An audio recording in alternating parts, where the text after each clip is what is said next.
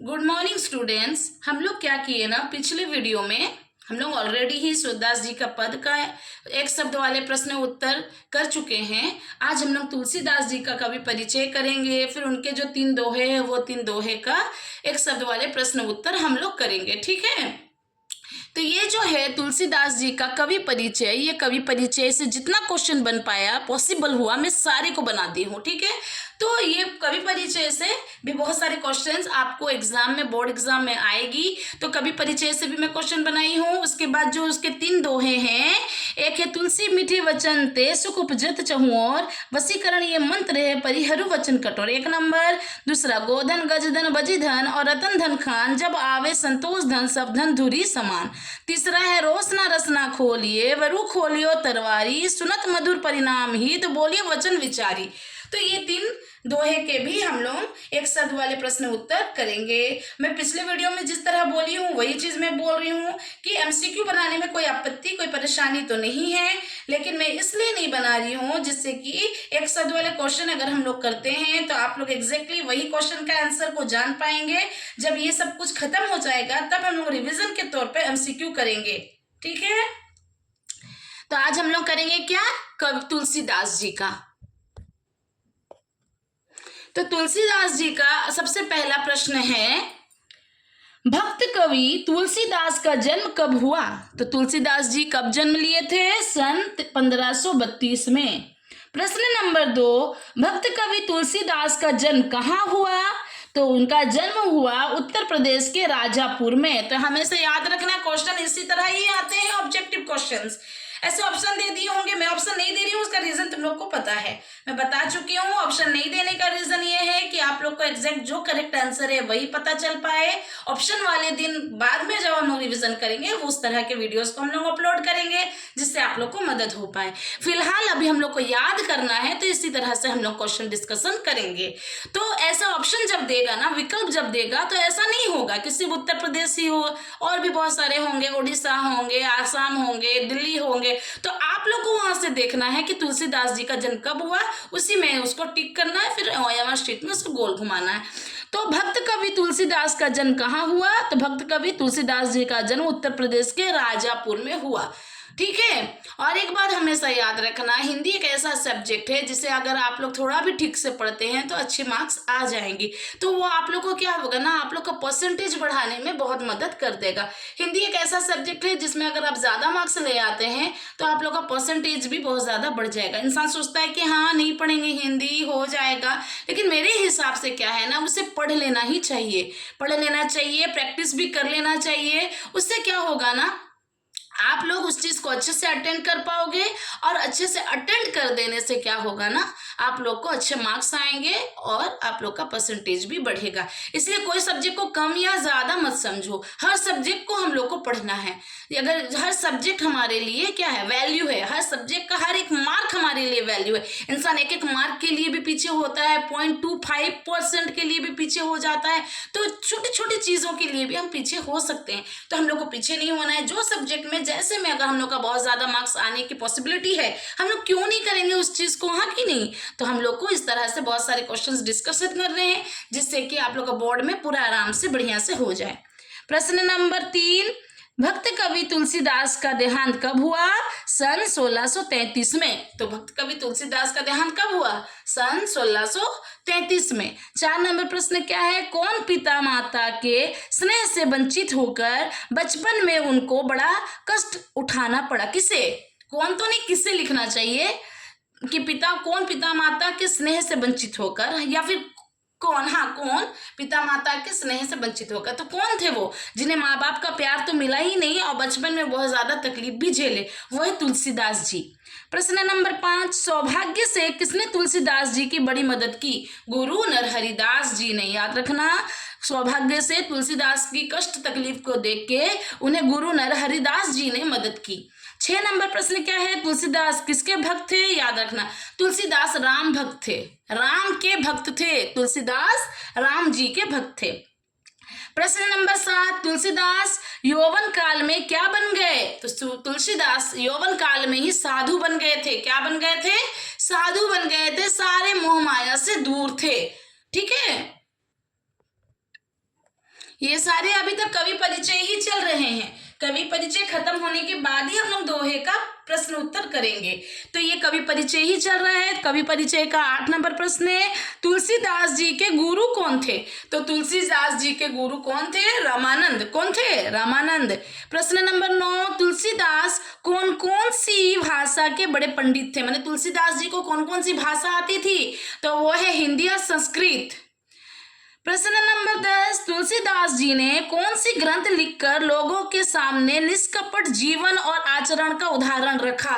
वो है रामचरितमानस। याद रखना। और रामचरित्र तुलसीदास जी हिंदी में लिखे, उसके बाद ही रामचरितमानस। उससे पहले तो संस्कृत में था ना, तो हिंदी में लिखा गया, तो तुलसीदास जी लिखे और फिर रामचरितमानस बहुत ज्यादा सबके घर में मतलब इजीली पढ़ना हुआ और सब आज तक भी पढ़ते हैं, सबके घर में अभी भी मिलेगा। प्रश्न नंबर 11, कौन सी ग्रंथ देश का अत्यंत लोकप्रिय ग्रंथ है? अभी ही मैं बोली, तो कौन सा ग्रंथ है जो हमारे देश में हर किसी के घर में मिले और हर कोई पढ़े? वह है रामचरितमानस। 12 नंबर प्रश्न है, कौन सी ग्रंथ को जन साधारण बड़े चाव से पढ़ते थे? देखो एक ही क्वेश्चन है, बस उसको थोड़ा घुमा घुमा के मैं दी हूँ। तो कौन से ऐसे ग्रंथ है? तो वह है रामचरितमानस ग्रंथ, जिसे हमारे लोग जन साधारण जो है बड़े पसंद करते हैं, बड़े चाव से पढ़ते हैं। वो ग्रंथ सबके घर में मिलेगा, सब बहुत ज्यादा पसंद करते हैं वो ग्रंथ को, ठीक है। और सबसे इम्पोर्टेंट बात है, तुलसीदास जी ने उसे हिंदी में लिखा है, जो कि बहुत आराम है सबके लिए। प्रश्न नंबर 13, किसे रामचरितमानस पढ़कर सुख शांति मिलती है?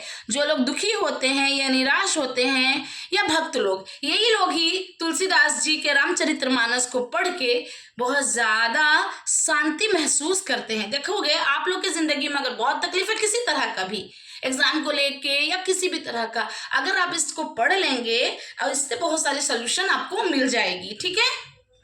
प्रश्न नंबर अभी हुआ 13, अब करेंगे 14। प्रश्न नंबर 14, तुलसीदास जी के ग्रंथों के नाम लिखिए। तो बहुत सारे ऐसे ग्रंथ वो लिखे हैं जिसमें से कुछ आप लोग के 10 क्लास के किताब में दी गई है। वो है विनय पत्रिका, कवितावली, दोहावली, गीतावली, ठीक है। क्या क्या नाम है? विनय पत्रिका, कवितावली, दोहावली, गीतावली, ठीक है। अब 15 नंबर प्रश्न है, तुलसीदास जी कौन कौन सी भाषा में लिखते थे? याद रखना, तुलसीदास जी जो लिखते थे वो कौन कौन सी भाषा में वो लिखते थे। एक है अवधी और दूसरी है ब्रज भाषा। क्लियर? ये हो गए तुलसीदास जी के कवि परिचय के प्रश्न उत्तर।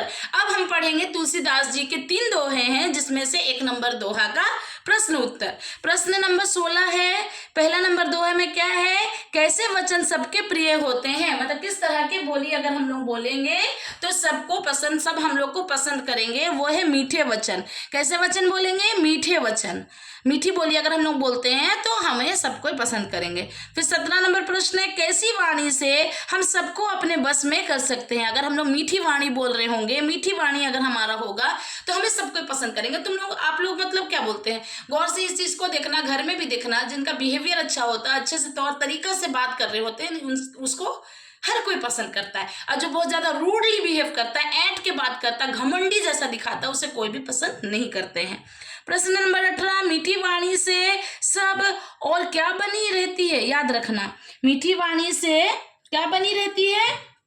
शांति। अगर हम लोग मीठी वाणी बोलेंगे तो उस जगह पे शांति बनी रहेगी। अगर हम लोग ज्यादा गंदा बिहेव करेंगे या ज्यादा गुस्सा होंगे तो उस जगह का माहौल भी गंदा हो जाएगा, सब हमसे गुस्सा करेंगे, कोई हम लोग को पसंद नहीं करेगा। तो जो हम लोग को कैसे बोली बोलना है? मीठी वाणी बोलना है, उससे क्या होगा?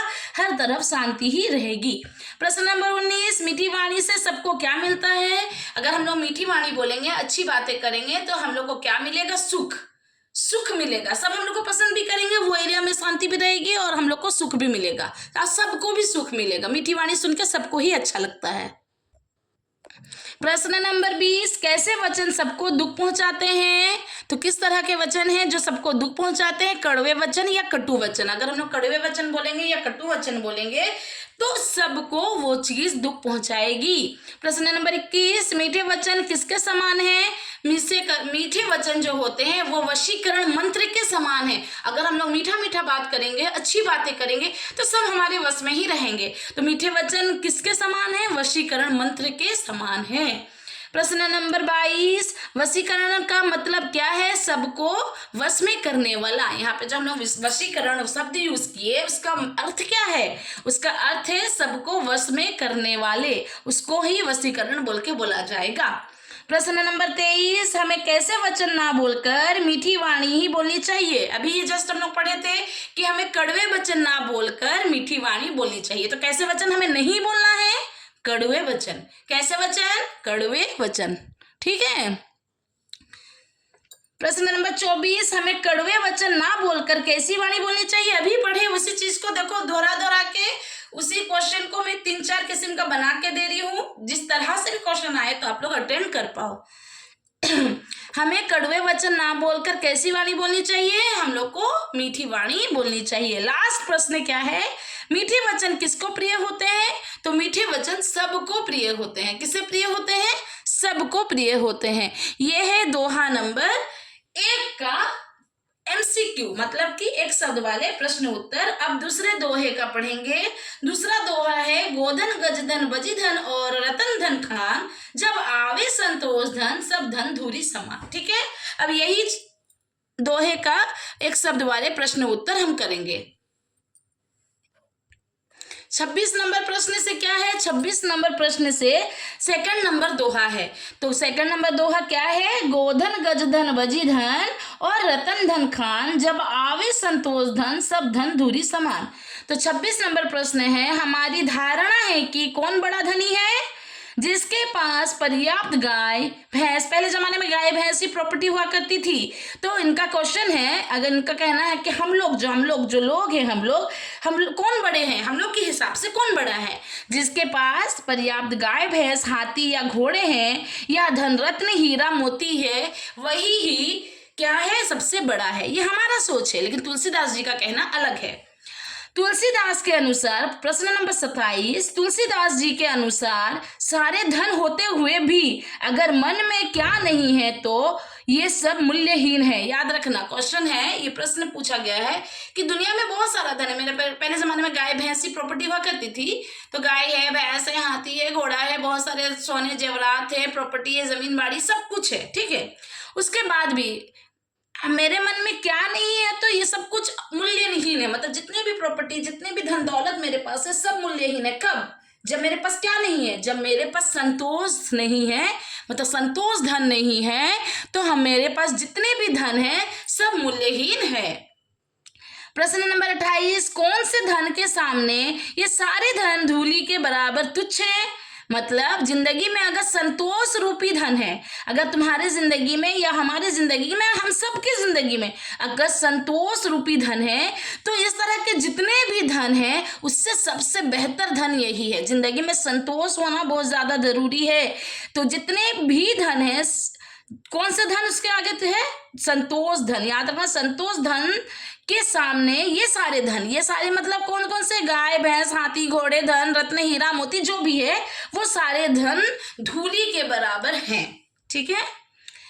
प्रश्न नंबर 19, किस प्रकार के धन से सुख शांति नहीं मिलती? तो गाय भैंस हाथी घोड़े धन रत्न हीरा मोती जितना भी है, इतने धन होने के बावजूद भी इंसान को सुख शांति नहीं मिल पाती। कब? जब उसके पास संतोष धन नहीं है तब। ठीक है। तो संतोष धन का होना बहुत ज्यादा जरूरी है। घोड़े हाथी होना हो, संतोष धन होना बहुत ज्यादा जरूरी है।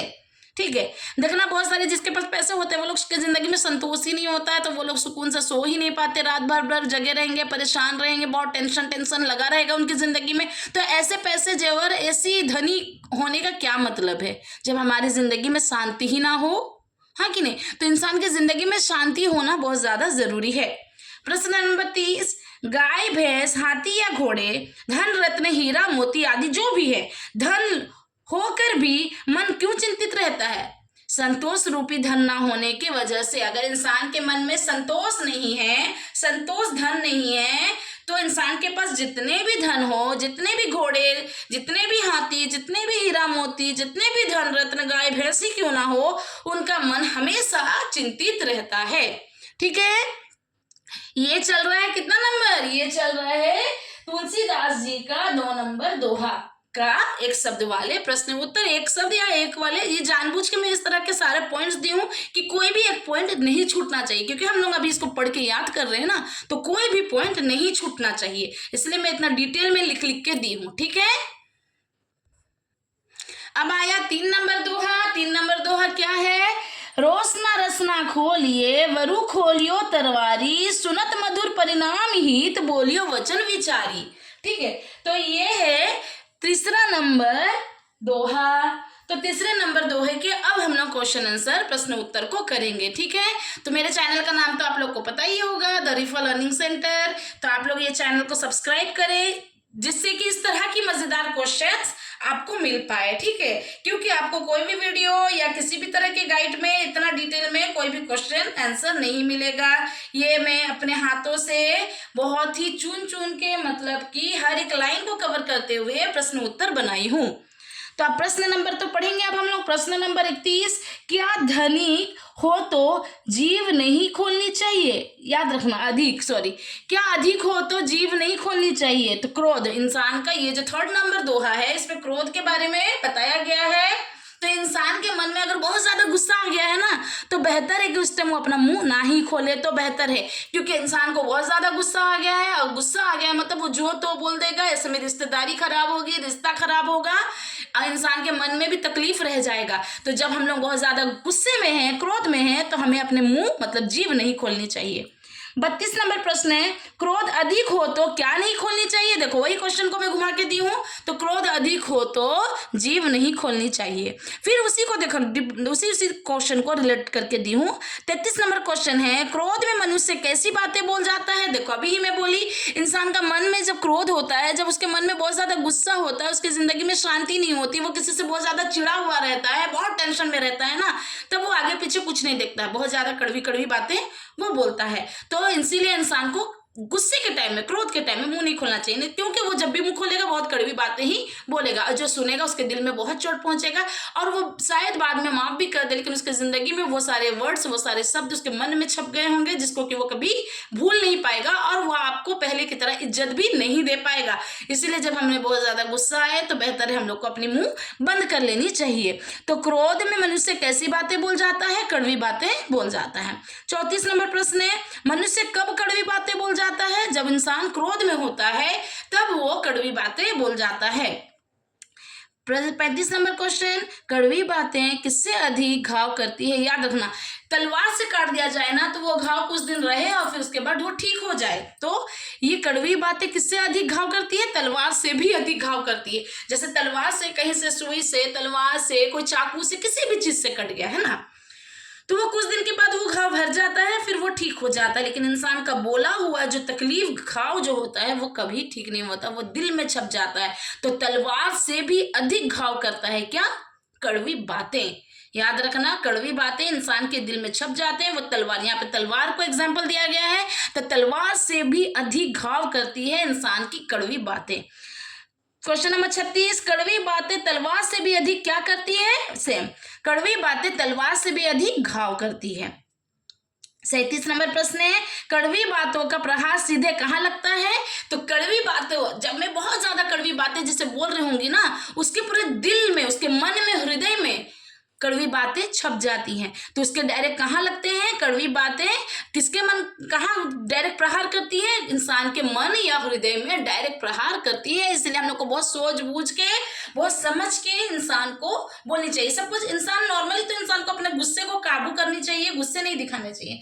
फिर भी इंसान है, थोड़ा बहुत गुस्सा इंसान को आ ही जाता है, तो हम लोग कंट्रोल करने की कोशिश तो कर ही सकते हैं ना। जब हम लोग गुस्सा हैं तो हम लोग किसी को, दूसरे को 10 बातें नहीं सुनाएंगे, क्योंकि होता क्या है ना, आप गुस्से में बहुत कुछ बोल देंगे, फिर बाद में आप जाके माफी भी मांग लेंगे, लेकिन आप जो बात, आप जो लाइन उनको बोले हैं उसके दिल में छप गया है ना, वो कभी वो चीज को भूल ही नहीं पाएगा। इसलिए इंसान को सोच विचार कर बातें करनी चाहिए। ठीक है, प्रश्न नंबर 38, कैसी बातों का प्रहार सीधे हृदय और मन पर होता है? अभी मैं हम लोग बात की है, देखो वही क्वेश्चन को मैं कितनी बार घुमा घुमा के दी हूँ। तो किस तरह की बातों का प्रहार सीधे हृदय और मन पर होता है? कड़वी बातों का प्रहार सीधे हृदय और मन पर होता है। तो हम लोग को कड़वी बातें नहीं बोलनी है। मैं बार बार बोल रही हूँ ये दोहे से रिलेट करके कि हमें कभी कड़वी बातें नहीं बोलनी है, हमेशा हमें मीठी बातें ही बोलनी है। हम लोग कभी कड़वी बातें नहीं बोलेंगे। कड़वी बातें इंसान के मन में घाव कर देती है, और वो तलवार का जो घाव है ना, वो इतना गहरा नहीं होता। इंसान की बोलने वाली जो घाव होती है वो बहुत ज्यादा गहरी होती है। प्रश्न नंबर 39, तलवार कहाँ पर घाव करती है? तलवार हमारे शरीर पर घाव करती है, लेकिन तलवार शरीर पर क्या करती है? देखो, फिर उसी क्वेश्चन को पूछा गया कि तलवार शरीर पर क्या करती है, तो तलवार शरीर पर घाव करती है। 41 नंबर प्रश्न है, कड़वी बातें कहाँ अधिक कष्ट देती है? याद रखना, कड़वी बातें जब इंसान बोलता है तो दूसरे इंसान जिसको बोल रहा होता है उसके मन को कष्ट देती है। कहाँ कष्ट देती है? मन को कष्ट देती है। प्रश्न नंबर 42, मगर कड़वी बातें डेस डेस को घायल करके अधिक कष्ट देती है। याद रखना, हमारे जो हमारे मन को, दिल को कड़वी बातें बहुत ज्यादा कष्ट देती है। कैसी बातें? कड़वी बातें। तो अभी ये रहा तुलसीदास जी का कवि परिचय हुआ, फिर उसके बाद उसके तीनों दोहे हो गए।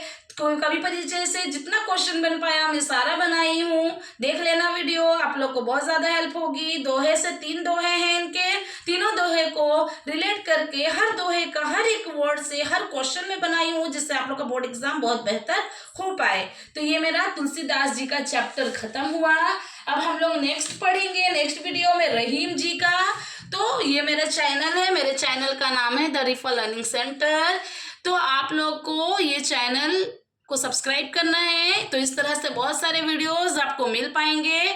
सब्सक्राइब करके मेरे वीडियो को लाइक करें और अपने दोस्तों में शेयर करें, जिससे आप लोग सब दोस्त यार एक साथ ही पढ़ पाएं और पढ़ने के साथ साथ एक दूसरे के साथ डिस्कस भी कर पाएं। ठीक है, थैंक यू। मिलते हैं नेक्स्ट वीडियो में। ठीक है, नेक्स्ट है रहीम। रहीम के वीडियो में हम लोग नेक्स्ट वीडियो में करूंगी, उसमें हम लोग मिलेंगे।